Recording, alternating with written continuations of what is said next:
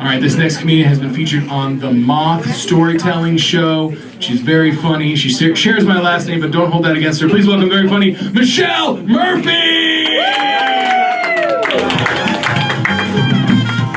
Hey, room. How are you feeling? I'm doing well. Thanks for asking me, too. I really appreciate it. You guys are thoughtful. I love pranks. I love pranks so much. I love pranksters. I love everything about pranks, whether it's like popping out and scaring someone to long-form psychological warfare. I think it's hilarious, all of it, you know?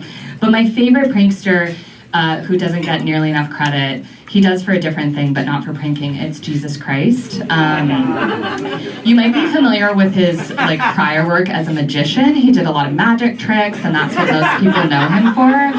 You know, he had big prop work, you know. He turned loaves and fishes into more loaves, and the plural of fish is fish. It's not fishes, so you shouldn't say that. Water into wine, that was like a really popular one. We all really like that. And then David Blaine actually adopted the optical illusions from him because he just walked on a board, and they're like, he's walking on water. And so it's so fun, you know. His magician work, his little magic tricks, those were really cool.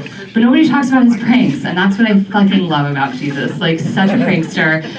My favorite one, oh my god, you guys are gonna love this if you haven't heard about it yet. My favorite one that he did is he died and then he came back. And the thing about that though, it's that wasn't even the part of the prank that I thought was so genius. It's that he deadass died, and then he deadass returned, and then even after he returned, he was like, psych, I still am not gonna hang out with you guys. I'd rather be a zombie floating up above than dwell on Earth with this crew, you know? And as I'm saying this out loud, I realize I don't think it was a prank. I think he did the inner work. He's read the self-help books, and he was they ask a lot of me, you know? And Peter has a crush on me, and that's a lot of pressure, so I'm freaking out.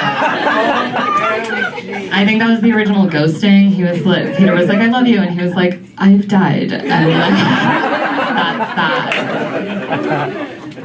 Thanks for walking with me on the prankster's journey.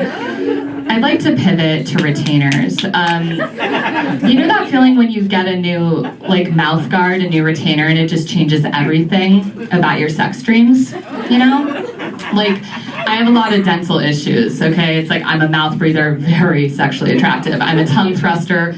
Honestly, it could be hot depending on what you're doing. And then I grind my teeth every night when I sleep, and when I do Molly, which is every night when I go to sleep, right? And so my dentist, they were we have to make this massive mouth guard that's ergonomic so that the weight is evenly distributed so that one tooth isn't getting railed by your powerful sexy bite. And I don't know how they did it because I didn't go to retainer school or whatever the fuck it's called. There's a name for it, and it's dental school, but I didn't go there, so I don't say it.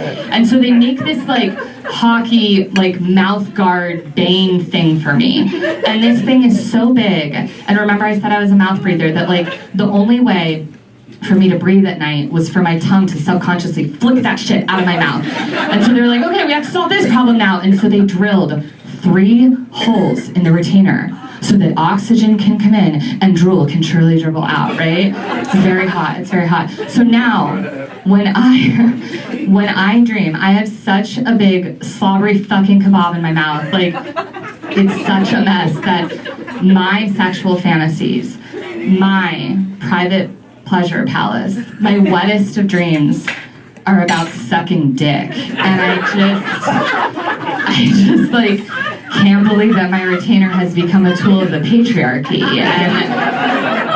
And if you're here tonight and you identify as a guy or something, you know, and you're wait a minute, do they not want to dream about sucking dick? And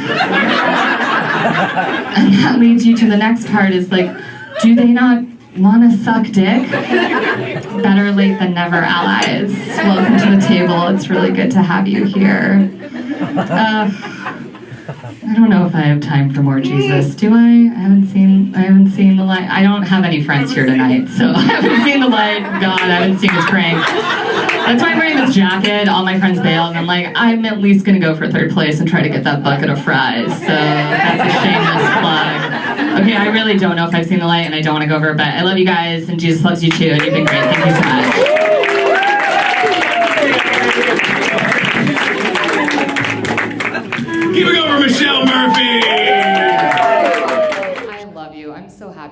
I'm so happy to be in Denver, my hometown. I love that all the other LA comics got like a when they were from LA, which is how it should be. Just keep them humble. It's such a piece of shit there. It's so bad that even the garbage parts of Denver, I'm like, I'll take 1 million demon bronco horses that greet me when I fly into the airport with their hell eyes that drag me straight to the fire pit where their maker lays to rest. You know what I mean? Like 1 million of those over Los Angeles, okay? I'll take 1 million 16th Street malls. Is Coyote Ugly still like at this?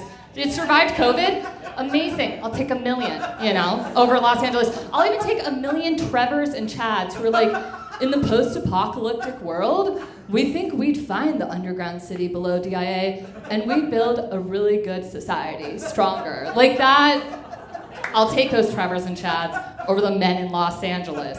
That's how shitty LA is and just how like fine Denver is, you know what I mean? But I am really happy to be here. I'm single. I'm unemployed.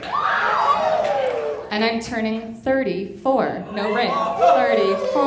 Yeah. Yeah, so that means that all my friends are married homeowners who are having kids and starting families because the universe demands balance, and I am that balance, But it's wild. It's wild when just like all your friends start having kids. You're like, oh my gosh, I can't wait to see that they're gonna look like both of you combined. I can't wait to watch them grow up. I can't wait to hold them. I can't wait to babysit them.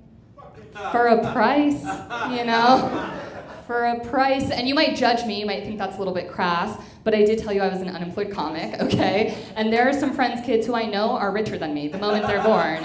And so I think it's like a fair exchange. Usually people don't charge to be a godmother, but if I'm gonna support this kid spiritually, which I am, then I think it's fair that they support me financially, Because they can, and that is also the structure of a cult, which is my next business venture. So, do I have any cult heads here? Any people of the faith, people of the cloth? I already know we got a recovering Jew, I'm a recovering Catholic. You might be able to tell just by looking at me. I can't say what it is. It's just my face. I grew up Catholic, and then I grew out of it because I'm an adult person, and that's what you do, right? Like, grow up, read a book, any other book than that one book, and just kind of like figure it out. If you meet a human person, adult, who is the same faith that they were as a child, you have to run so far the other way. That's a psychopath, and they're going to take you home and they're going to murder you, okay? But enough about God. She's taken so much from me already. They can just look at me and I want to go kill myself.